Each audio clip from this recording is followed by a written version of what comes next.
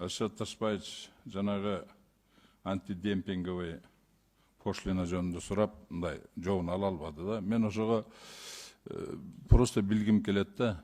Антидемпинговый пошлина деген бул эмне? Кандай учурларда пайдаланат? Максаты эмнеде? Ушуну ким айтып бере алат мага? Минфин, Минэконом ким айтып бере алат?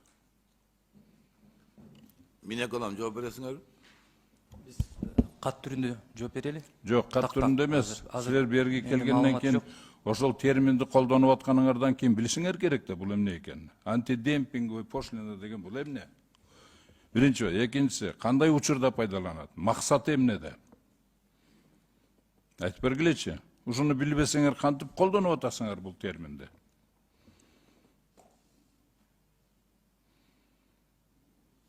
Жооп барбы? Минэконом. Жок, азыр айта албайм. Эмнеге айта албайсыңар? Бул тармакты башка орун басар. Вот видите, деңгел, да? Биздин өкмөтүбүздүн деңгели. Это же азы, это же очень просто. Антидемпинговый пошлина дегенде любой экономист билиш керек. Министерстводо иштеп аткан любой рядовой специалист билиш керек муну.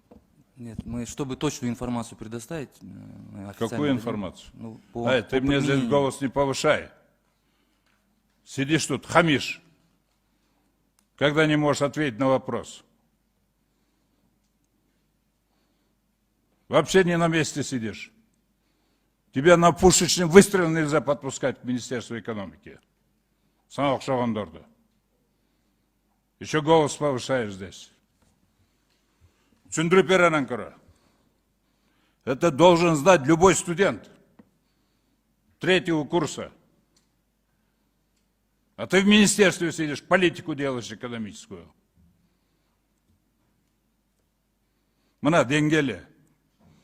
Анан удивляемся. Башаламандык. Булар элементарный терминдерди билбейт. Анан кантип колдонот муну? Дан бүт бар жокко жазат. Bir Эргул болгон bir терминди колдонуп. Түшүнүп түшүнбөй. И таких развилось везде. Минфинде да, Минэконом, Минсельхоз.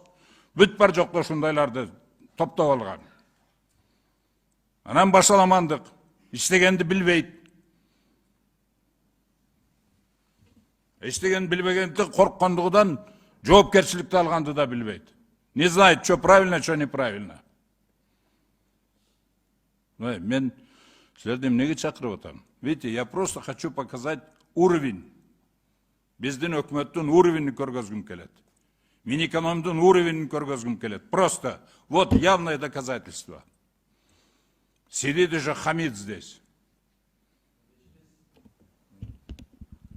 Если тон у меня не так, я и прошу прощения. Это не тон. У тебя знаний просто нет вообще, ноль. По антидемпинговым пошлинам мы можем пояснение дать, но в контексте этого соглашения я сейчас не могу, да? Да не в контексте я тебя спрашиваю. Вообще просто объясни, что такое антидемпинговая пошлина, в каких случаях он используется и какие цели преследует.